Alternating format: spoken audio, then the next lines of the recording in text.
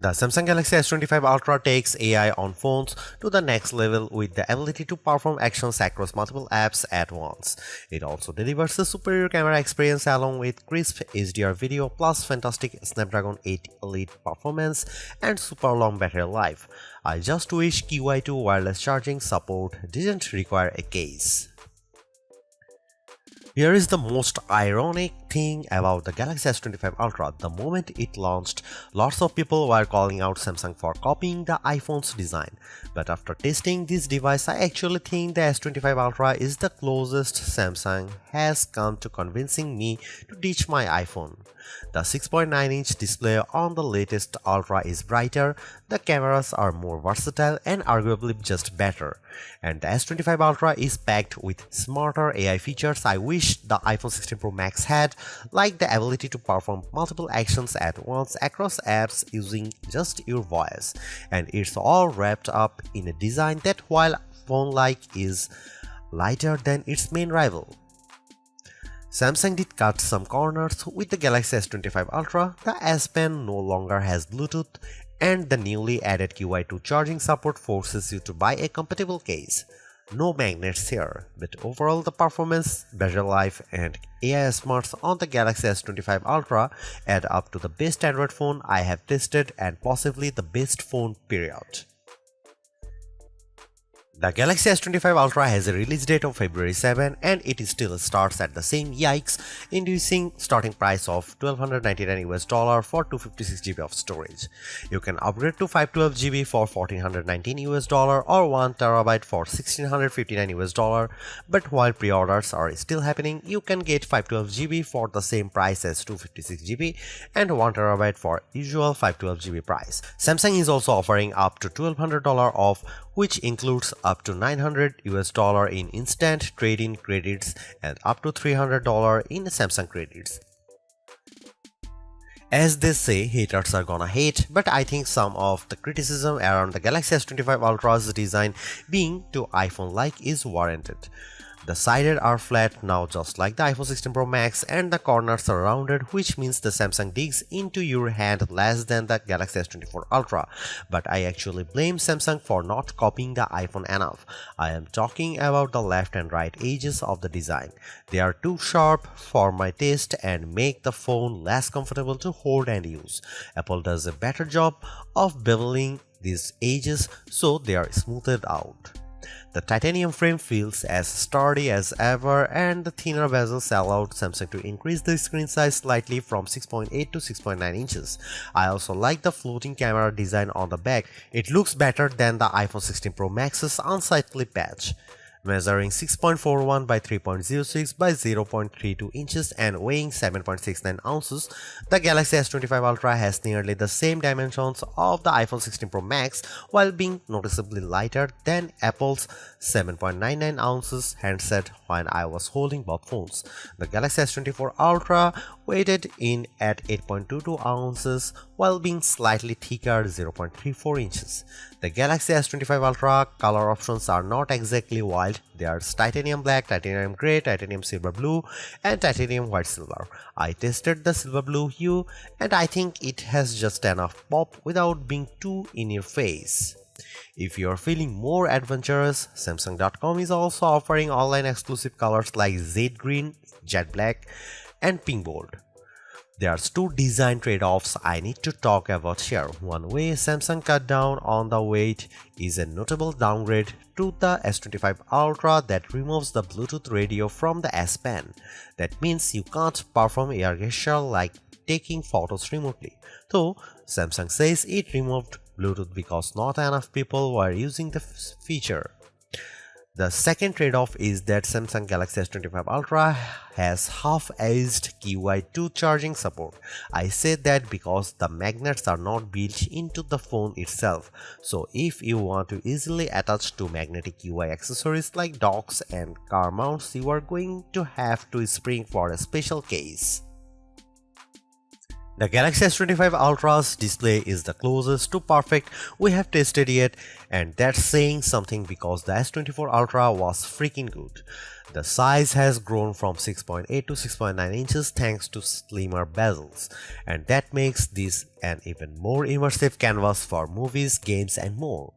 When watching the trailer for Superman side by side with its predecessor, the Galaxy S25 Ultra's display was a bit more vivid and brighter than the S24 Ultra when viewed outdoors.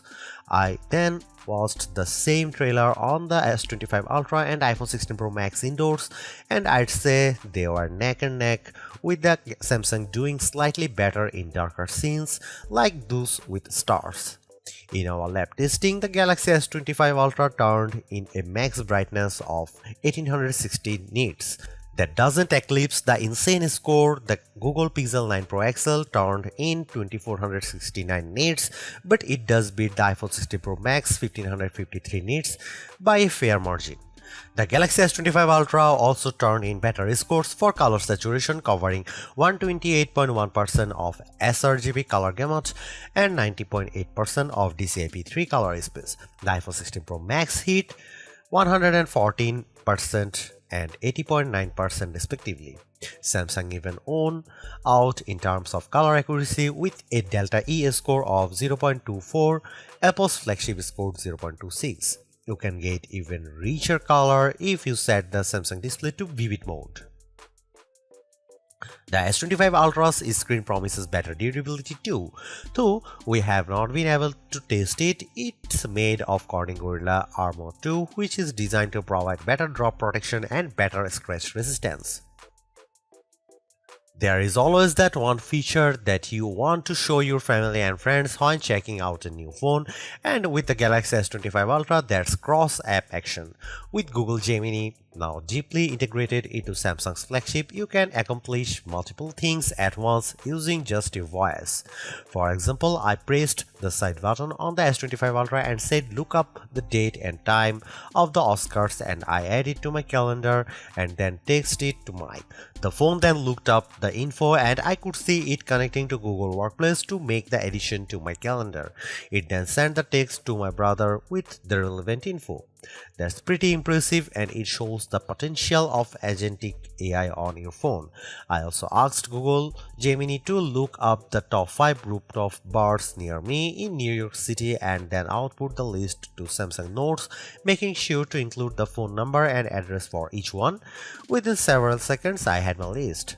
Cross-app actions work with Samsung's apps, Google's apps, and third-party apps like WhatsApp and Spotify, and I'd certainly like to see this list expand.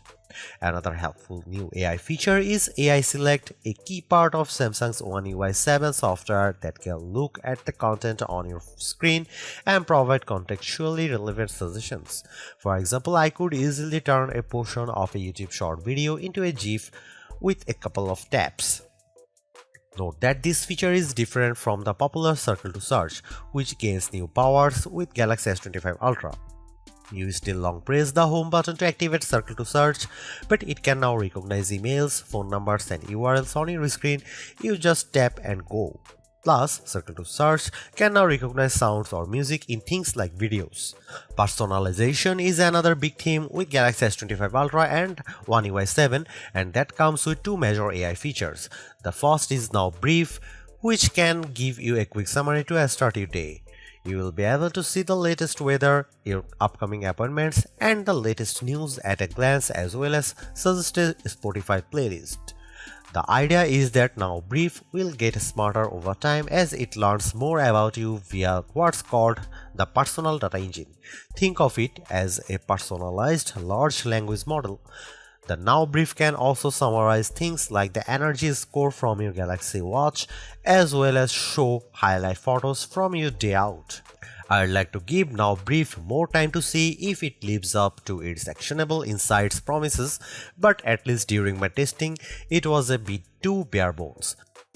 The Now bar is a handy tool that's designed to give you timely info on your lock screen from sports scores and reminders to timers and directions. It's very similar to live activities on the iPhone, and I like how you can easily flip between multiple alert boxes on your home screen which are stacked on top of each other like cards.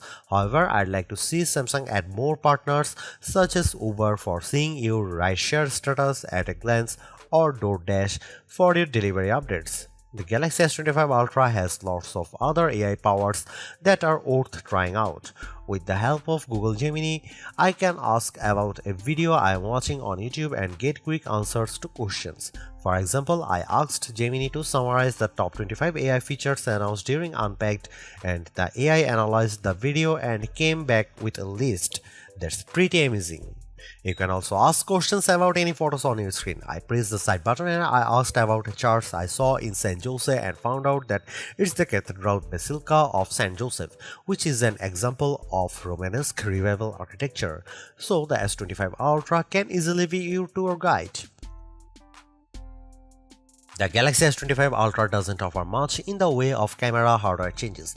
The key upgrade involves the ultra-wide sensor, which gets a boost from 12 megapixel on the S24 Ultra to 50 megapixel. This means better detail in your shots as well as the promise of sharper macro photos.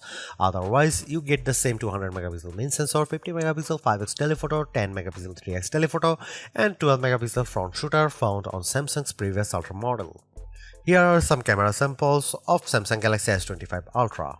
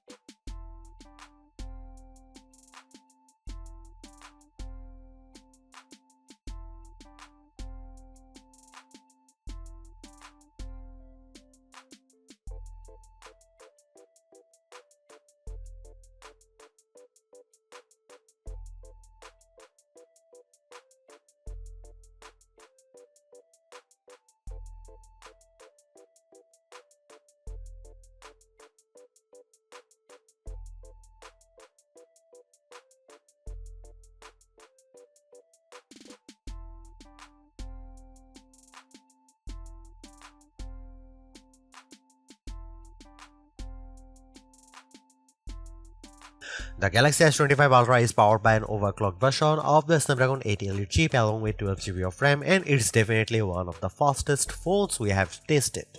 I flipped between over a dozen open apps, constantly dipping in and out of Chrome, Spotify, Photos and more, and the S25 Ultra remained silky smooth under pressure. The S25 Ultra is also a gaming beast. I enjoyed rock-solid frame rates when playing Diablo Immortal, even with over a dozen enemies on screen.